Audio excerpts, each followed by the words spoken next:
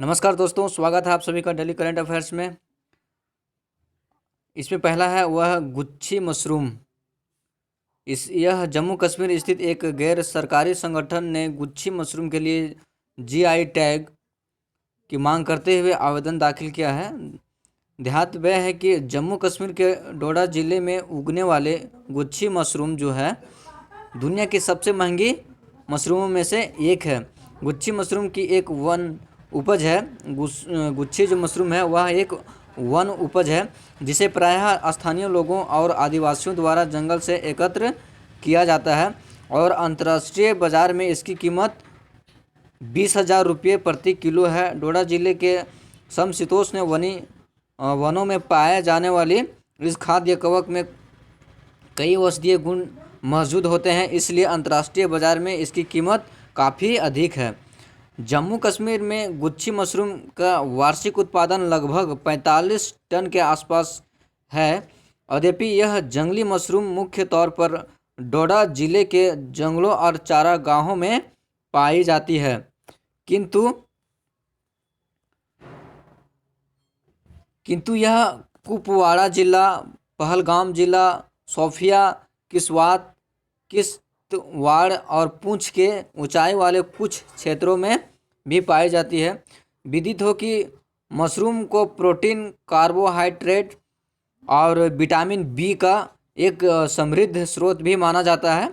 GI tag मिलने से उन किसानों को काफ़ी लाभ होगा जो गुच्छी मशरूम का संग्रहण करते हैं अथवा उसकी खेती करते हैं। बीते वर्ष जून माह में जम्मू कश्मीर के कैसर को जीआई टैग प्रदान किया गया है। जम्मू कश्मीर में कैसर का उत्पादन सर्वाधिक होता है, सबसे अधिक होता है भारत में।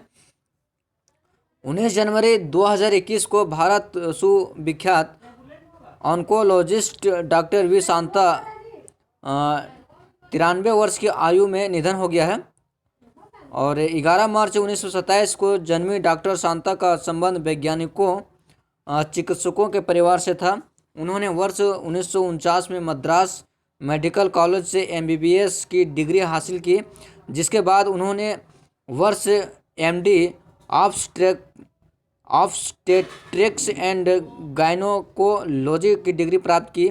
डॉक्टर शांता वर्ष 1955 में ओडेयार कैंसर संस्थान में शामिल हुई थी तथा वर्ष 1980 और वर्ष 1997 के बीच वे इसकी निदेशक भी रही हैं।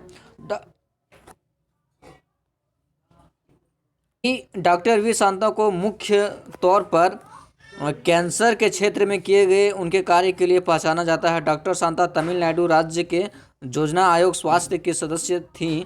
इसके अलावा उन्होंने स्वास्थ्य पर विश्व स्वास्थ्य संगठन की सलाहकार समिति में भी काम किया था। कैंसर और स्वास्थ्य के क्षेत्र में उनके योगदान को देखते हुए डॉक्टर शांता को पद्म विभूषण 2016, पद्म भूषण 2006 और पद्मश्री 1986 और मैग्सेसे पुरस्कार 2005 से सम्मानित किया गया है। अगला जो है वह पराक्रम दिवस मनाया गया है हाल ही में।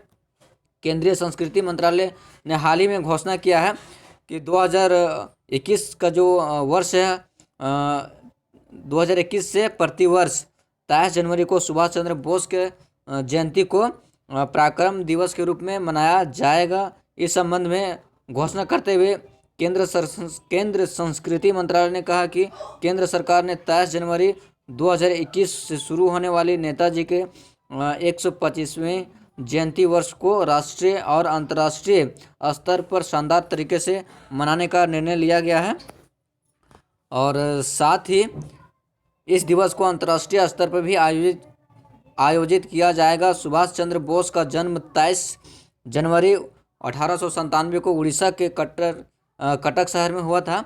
इंडियन सिविल सर्विस इस्तीफा देने के पश्चात वे स्वतंत्रता आंदोलन में शामिल हुए और वर्ष 1938 तथा 1939 में कांग्रेस के अध्यक्ष बने।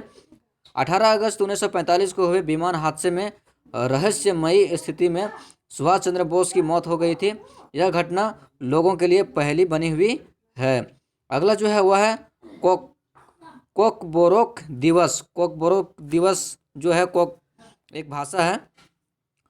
19 जनवरी को त्रिपुरा में 43वें कोकबोरोक दिवस का आयोजन किया गया है। एक अवसर पर पारंपरिक पोशाक में लोगों ने सांस्कृतिक कार्यक्रमों में हिस्सा लिया। कोक बोरोक त्रिपुरा की मूल भाषा है। इसमें कोक का अर्थ है भाषा और बोरोक का अर्थ है लोग। कोक बोरोक भाषा को लेकर 19 जनवरी 1979 को त्रिपुरा विधानसभा में विधेयक पारित किया गया था, जिसमें कोक बोरोक को राज्य की आधिकारिक भाषा के रूप में मान्यता दी गई। त्रिपुरा की आधिकारिक भाषा के रूप में मान्यता दी गई है और तब से इसका उपयोग सरकारी कार्यालयों में किया जाता रहा है। कोक बोरोक भाषा में लेखन की शुरुआत तकरीबन 300 वर्ष पूर्व त्रिपुरा के राजा महेंद्र देव वर्मा के शासनकाल के दौरान हुई थी। वर्तमान में त्रिपुरा की आदिवासी आबादी का 70 से 75% हिस्सा कोक बोरोक भाषा बोलता है। अगला जो है वह है one nation one school one IAS कार्यक्रम। इसमें है हाल ही में केरल के राज्यपाल द्वारा राज्य के मेधावी और आर्थिक रूप से कमजोर वर्ग के तकरीबन 10,000 छात्रों को सिविल सेवाओं और अन्य प्रतियोगी परीक्षाओं के लिए मुफ्त कोचिंग प्रदान करने हेतु वन स्कूल वन आईएएस कार्यक्रम की शुरुआत की गई है। इस कार्यक्रम का आयोजन केरल के वैदिक एरुडाइट फाउंडेशन द्वारा किया जा रहा है। इस कार्यक्रम में मुख्य तौर पर सरकारी और सरकार द्वारा सहायता प्राप्त विद्यालयों, ग्रामीण और अर्ध शहरी क्षेत्र के छात्रों को शामिल किया जाएगा। यह उच्च शिक्षण मंच विद्यार्थियों को भविष्य की योजना बनाने और उन्हें एक सिविल सेवक के रूप में स्वयं का विकसित करने में सहायता प्रदान करेगी। कार्यक्रम की शुरुआत करते हुए राज्य के गवर्नर ने कहा कि एक सिविल सेवक के रूप में कार्य करना देश के हजारों युवाओं का सपना होता है, किंतु उनमें से अधिकांश लोग यह नहीं जानते हैं कि इस लक्ष्य को प्राप्त करने की शुरुआत कहाँ से करनी है। इस कार्यक्रम के माध्यम से बच्चों को अनुभवी सिविल सेवकों के माध्यम से उचित मार्गदर्शन और प्रशिक्षण प्रदान किया जाएगा। अगला जो है वह है उस्ताद गुलाम मुस्तफ़ा खान। 17 जनवरी 2021 को सुप्रसिद्ध भारतीय शास्त्रीय संगीत और संगीतकार और पद्म विभूषण से सम्मानित उस्ताद गुलाम मुस्तफ़ा खान का मुंबई में 89 वर्ष की उम्र में निधन हो गया है। 3 मार्च 1931 को उत्तर प्रदेश के बदाऊं में जन्मे उस्ताद गुलाम मुस्तफ़ा अपने भाई बहनों में सबसे बड़े थे। उस्ताद गुलाम मुस्तफ़ा प्रसिद्ध संगीतकारों के परिवार से थे। उन्हें बुनियादी शास्त्रीय संगीत का प्रारंभिक प्रशिक्षण अपने पिता से मिला था। इसके पश्चात उन्होंने अपने चचेरे भाई उस्ताद निसार हुसैन खान के अधीन संगीत का अध्ययन किया। संगीत के क्षेत्र में उनके योगदान को देखते हुए वर्ष 1991 में पद्मश्री, वर्ष 2006 में पद्म विभूषण, वर्ष 2018 में पद्म विभूषण से सम्मानित किया गया है। वर्ष 2003 में उन्हें संगीत नाट्य अकादमी पुरस्कार से सम्मानित किया गया है, जो कि कलाकारों को दिया जाने वाला सर्वोच्च भारतीय सम्मान है। अगला जो है वह है रक्षिता एम्बुलेंस। रक्षिता एम्बुलेंस में रक्षा अनुसंधान एवं विकास संगठन DRDO ने हाल ही में केंद्रीय रिजर्व पुलिस बल CRPO को एक मोटर बाइक आधारित एम्बुलेंस प्रदान की है, जिसके मुख्य तौर पर भीड़भाड़ वाली सड़कों और दूर दराज के स्थानों में रहने वाले लोगों को त्वरित चिकित्सा सहायता प्रदान करने के उद्देश्य से विकसित किया गया है। रक्षिता नामक इस बाइक का आधारित एम्बुलेंस को रक्षा अनुसंधान एवं विकास संगठन DRDO की एक प्रमुख प्रयोगशाला institute of nuclear medicine and allied sciences द्वारा विकसित किया गया है। रक्षिता एम्बुलेंस उन क्षेत्रों के लिए काफ़ी लाभदायक साबित होगा जहां बड़ी एम्बुलेंस के माध्यम से नहीं पहुंचा जा सकता है। इस एम्बुलेंस में एक आकस्मिक निकासी सीट भी होगा, जिसे आवश्यकता पड़ने पर लगाया गया है और लगाया निकाला जा सकता है। इसमें मेडिकल और ऑक्सीजन किट भी मौजूद है, जिसे आवश्यकता पड़ने पर तत्काल प्रयोग किया जा सकता है। ज्ञात हो कि केंद्रीय रिजर्व पुलिस बल CRPF के जवानों को भारत में भर में कई दुर्गम स्थानों पर नियुक्त किया जाएगा। ऐसे में पारंपरिक एम्बुलेंस के माध्यम से घायल और बीमार जवानों को अस्पताल पहुंचाना काफ़ी चुनौतीपूर्ण हो जाता है। DRDO द्वारा विकसित रक्षिता एम्बुलेंस से जवानों का समय पर उपचार करने में मदद मिलेगी। अगला जो है वह है श्रम आंदोलन संग्रहालय, और ये आखिरी है।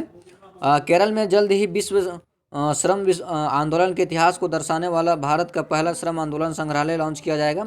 केरल के इस श्रम संग्रहालय में तमाम तरह के दस्तावेजों का एक विशाल भंडार मौजूद होगा। इससे विश्व के विशेष तौर पर भारत के श्रम आंदोलनों के स्वरूप को समझने की में सहायता मिलेगी।